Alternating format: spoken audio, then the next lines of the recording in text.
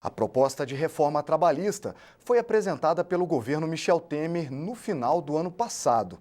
Sob o argumento de modernizar a legislação e reduzir o desemprego, o Planalto propõe mudanças na legislação do setor.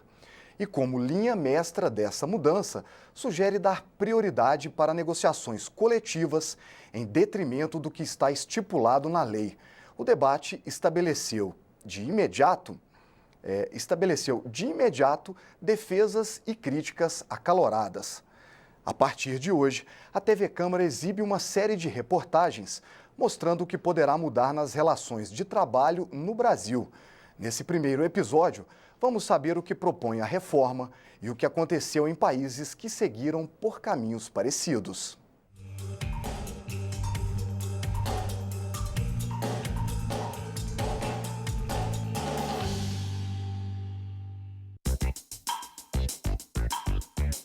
O gaúcho João Batista de Medeiros é gerontólogo social, profissão que estuda o processo de envelhecimento do homem. Começou a trabalhar em 1947, 4 anos depois da criação da CLT, a Consolidação das Leis do Trabalho, um decreto-lei que reuniu toda a legislação que havia naquela época para tratar das relações do trabalho no Brasil e que também assegurou os direitos trabalhistas em lei. Mas o gerontólogo, que exerceu 16 profissões ao longo de décadas de trabalho, garante. Naquela época não se pensava nada disso. Se pensava em se tornar profissional dentro de um emprego sólido, de uma profissão que naquele tempo era importantíssima, uma profissão. Não se falava em CLT, não se falava em leis assim. Entre nós, a preocupação era manter o trabalho para poder viver.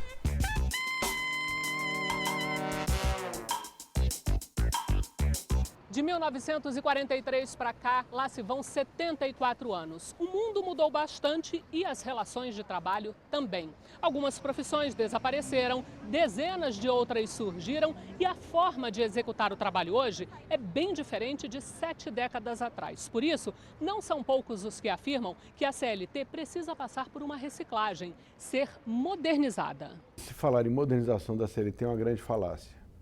Por quê?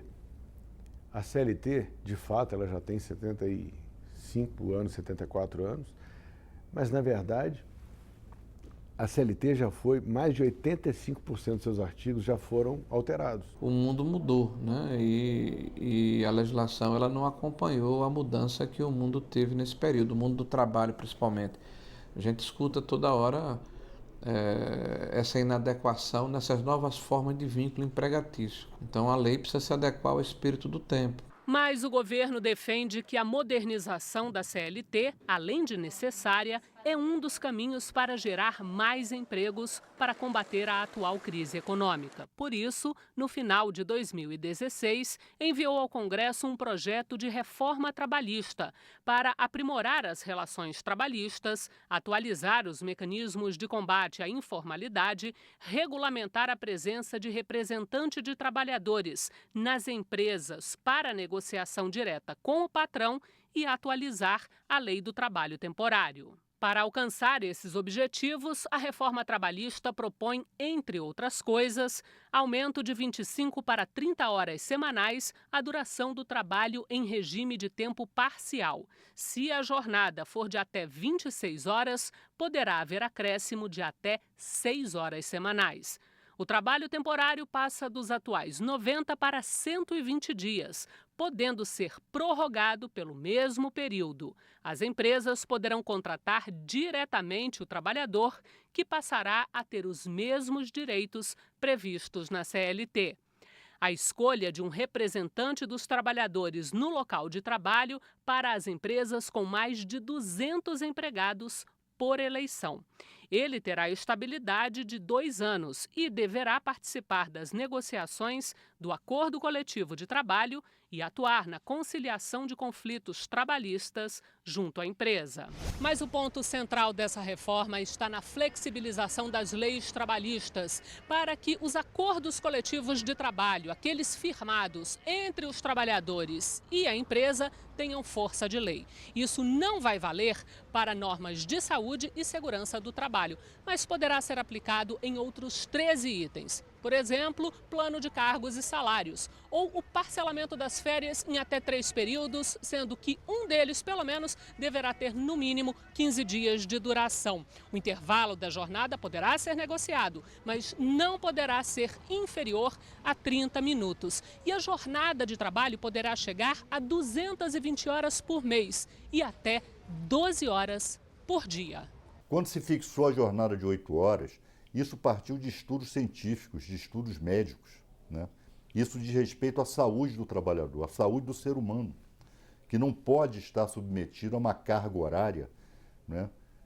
E sobretudo quando o trabalho é mais puxado, de mais de 8 horas. A reforma trabalhista, para o trabalhador que está me ouvindo agora, a principal ameaça é que ele acaba com as férias, o 13º, todos os direitos que você tem constituídos hoje na CLT, com a reforma trabalhista acaba. O que eu chamo de reforma trabalhista não é desmontar a CLT, é acabar com seus direitos adquiridos. Em aspecto nenhum reduz direitos, porque tudo será negociado. Os trabalhadores não terão direitos reduzidos e terão facilidades até para gerar renda, terem um trabalho mais salubre, né? Dentro da empresa, de acordo com seus interesses. Na questão da valorização da negociação coletiva, eu acho isso fundamental porque valoriza o papel do sindicato, valoriza a entidade sindical e principalmente valoriza as decisões que os trabalhadores tomam em assembleia.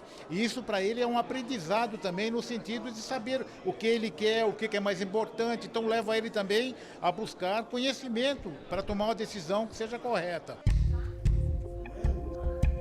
Esta desembargadora do Tribunal Regional do Trabalho faz um alerta.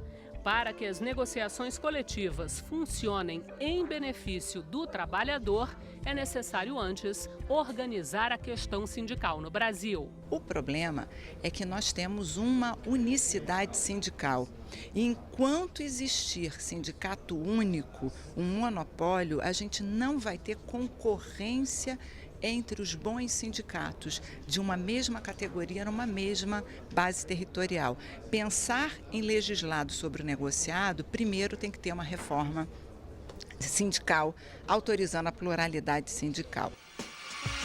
O fortalecimento das condições para que a negociação coletiva seja boa para o empregado é essencial, afirma este professor da Faculdade de Direito da UNB. E esse fortalecimento, segundo ele, necessita de sindicatos que representem a real vontade dos trabalhadores, como acontece em países como Espanha, Itália e Alemanha.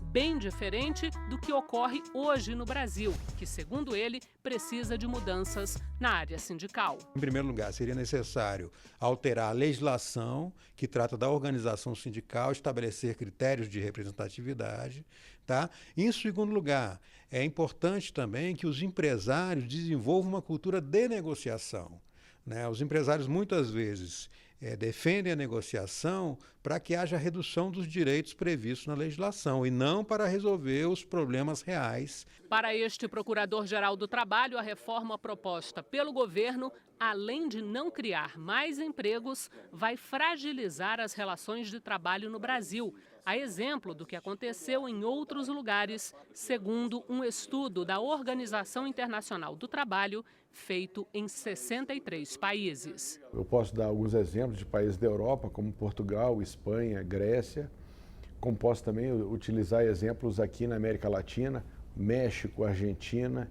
Em todos esses países, a flexibilização dos contratos de trabalho, ela apenas ocasiona a troca de empregos protegidos, melhor remunerados, por empregos desprotegidos e menor remunerados. Essa é uma lei infraconstitucional. Significa que mesmo que eu quisesse, ou os deputados quisessem, senadores, nós não poderíamos agredir direitos, ou retirar direitos, ou suprimir direitos, porque eles estão protegidos sobre o manto da Constituição, que é a lei maior. Hoje aposentado, João Batista defende a reforma trabalhista, mas desde que ela traga benefícios para o trabalhador. Tudo precisa ser adequado, mas com muito cuidado para que essa adequação não venha prejudicar o servidor, o trabalhador, que venha sim trazer vantagens para ele, proteção para ele, sem o prejuízo do empregador, sem prejuízo do governo, nada, mas uma coisa bem feita.